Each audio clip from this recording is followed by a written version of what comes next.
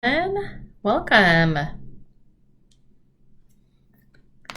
Moment for people to come on in. All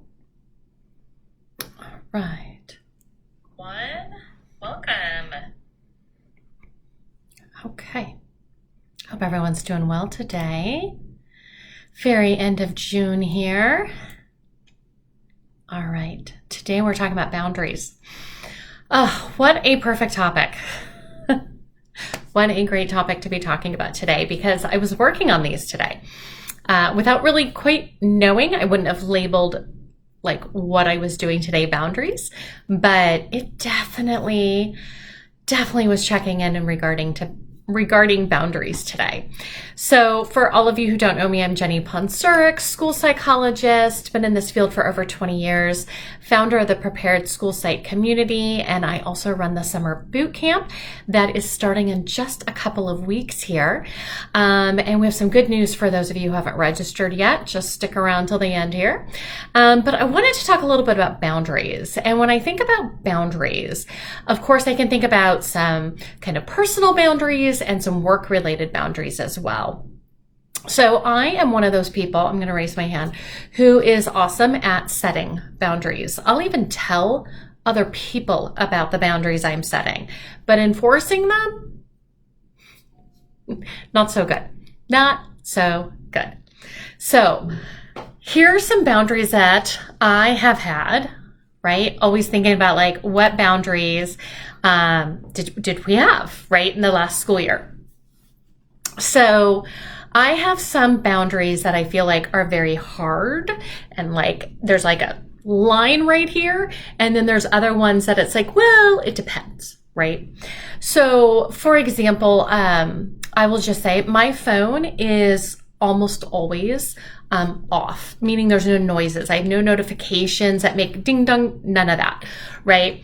And my phone goes in the bathroom when I'm sleeping. So people in my household, people in my world know that if an emergency happens, you have to call my husband because his phone's right next to him, but mine is not. And that's a pretty big boundary. Like there is like a certain time that you just really, unless there's an absolute emergency, you're not getting a hold of me. And I'm very good about that boundary. But then I have other ones, right?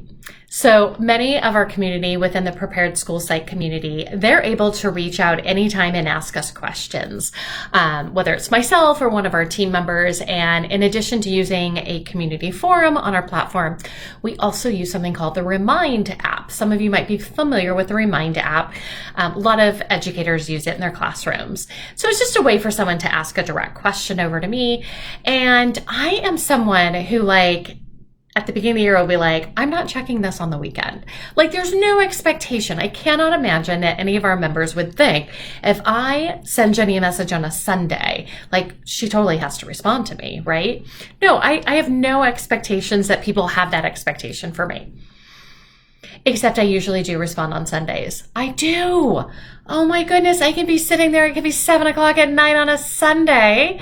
If I'm looking at my phone and someone asks a question, I'm always like, well, let's just answer them right now. They're working on it. I have a rough time with that boundary, right?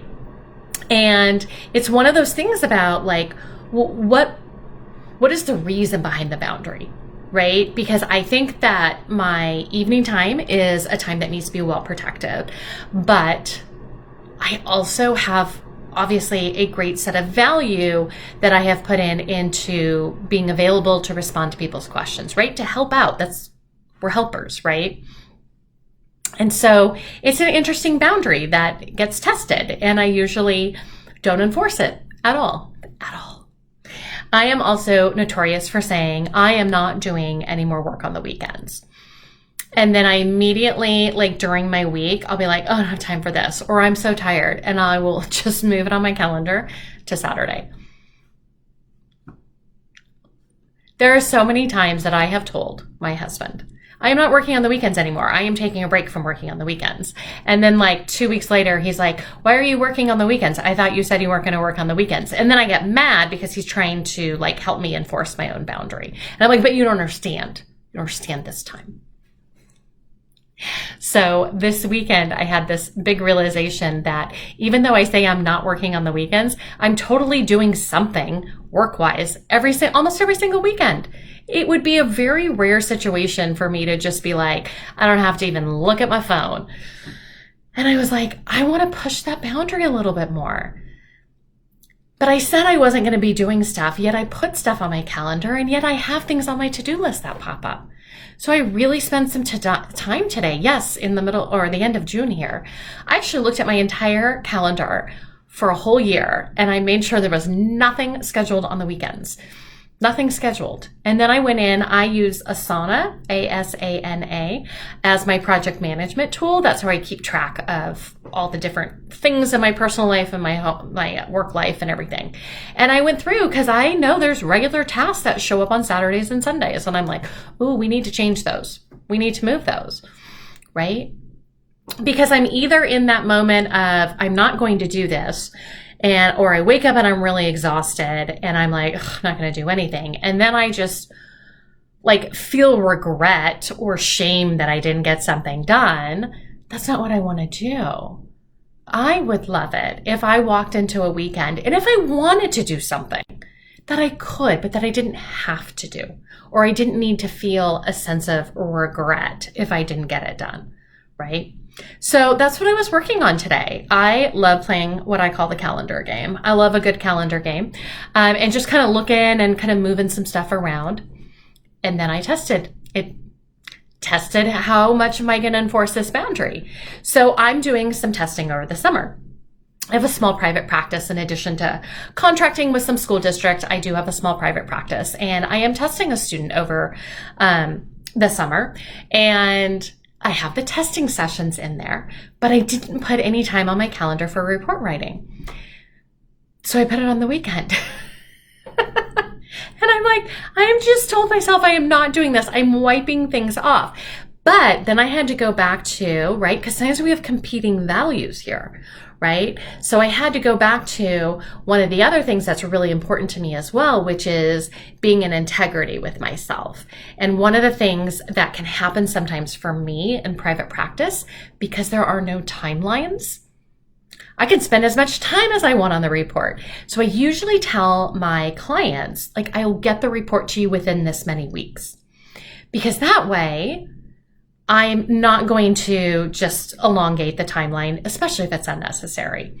So this is an older student. We're going to be able to get things done testing session wise pretty quickly. And I was like, what if we tried this?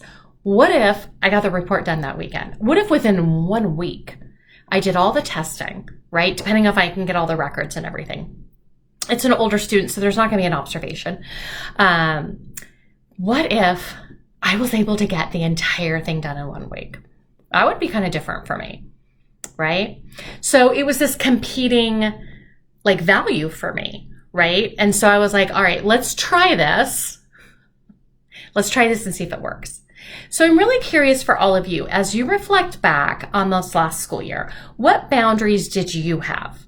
Right? And again, they could be personal life boundaries, like I'm not even looking at my phone after a certain amount of time every night. It could be I am not responding to text messages about work after this time, right? Now, I'm someone who looks, if there's a bubble on my phone, I need to look at it. I do need to look at it. A lot of times I'll look at it, but as long as it's not an emergency, I just put a reminder on my phone to respond back to them the next day, right? So I definitely have some boundaries in that arena. So what kind of boundaries did you have in regards to responding to people, for people to be able to get a hold of you, about protecting your calendar, right? Now, not when crises occur, right? But, just when someone wants to come in and vent with you and you're like, oh, this is my report writing time. I really need to get this report done, right? And then all of a sudden we're working on the report at 10 o'clock at night. Right? So what boundaries did you have, if any? And then, of course, we're going to ask the next question. What worked for you? Right? What boundaries actually worked for you? Which ones were you like looking back and you're like, I am so glad that I had that in place? Right? Because then, of course, the next question is going to be, what type of boundaries would serve you next year? right? So what ones worked, and then what ones do you think might be super helpful for you for next year, right? Are there people that were just kind of pushing you right over that boundary, right? That maybe we need to be a little bit more clear with our boundaries, as well as tell other people what those are, right? Because they're boundaries for you. They're not, I remember reading this, boundaries are not for other people. They're for you, right? You're protecting the boundary, right? Because I can't tell, like, I can't really be in charge of other people. I can't change another person's behavior, although we do try and help support children's behavior all the time, right? Other adults, I can't really change their behavior.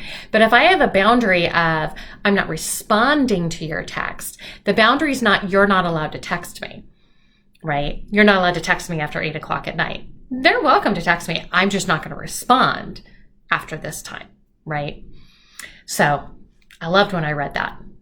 Definitely stuck in my head. So what kind of boundaries really worked for you last year? What kind of boundaries do you think would really serve you? And of course, I always have to think about not just what boundaries did I say out loud, but which boundaries did I actually enforce, right?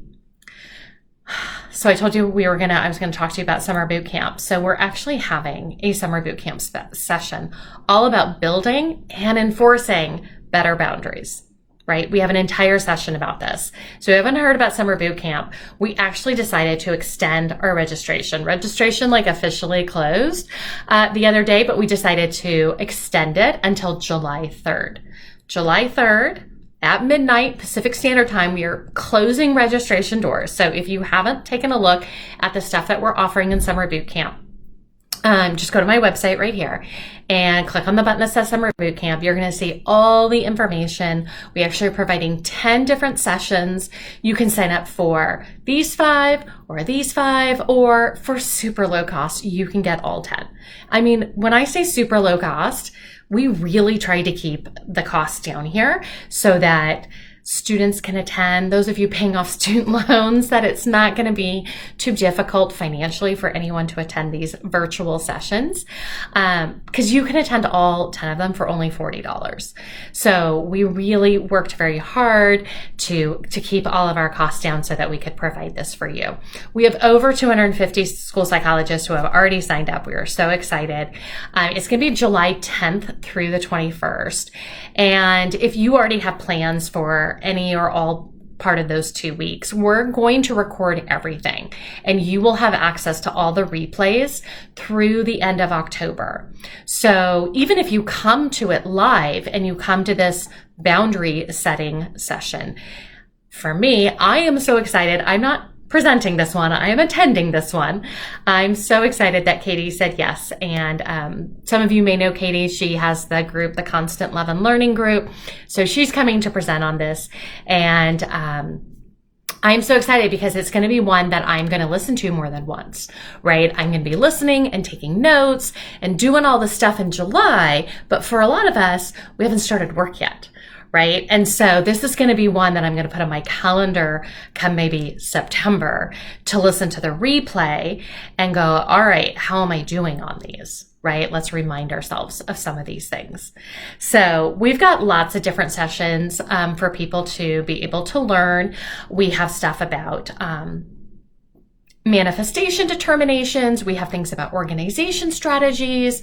We have some things about bilingual evaluations. I'm doing a couple of trainings. I'm doing one on explaining evaluation results succinctly. And I'm doing another one that I'm calling dyslexia, dyscalculia, and dysgraphia, which we're going to talk about those terms, how they kind of work in the world of school psychology, and how we can feel pretty comfortable responding back to parents or teachers as they are sometimes bringing up these terms that aren't quite in our IDA regulations, but are kind of sorta. So how do we respond to those? So if you are interested in this session about building better boundaries or any of our sessions, sign up. Again, we've extended our registration until July 3rd, which is Monday, a week from today at midnight. And then the doors are closing. We're not letting any more people in. So if you go to the website and you have any questions about anything, feel free to just shoot us an email. On the front page, there's a place there for you to ask questions. We will respond to you right away because we know a lot of people are interested in making these last minute decisions about being able to attend. All right. Okay, someone had thrown in some information about boundaries. Boundaries are flexible sometimes when we're working from home and we have kids. Yes, that's what I'm saying. Like some of my boundaries are like hard and firm, and some of my boundaries are a little bit more, I love this word, flexible. Yeah, that's great. All right, everyone. I am so excited. We're just 2 weeks away from summer boot camp starting. All right. Anyone else has any other questions, just throw us an email on the website, jennyponzeric.com. Otherwise, I will see you guys all in summer boot camp. Bye, everyone.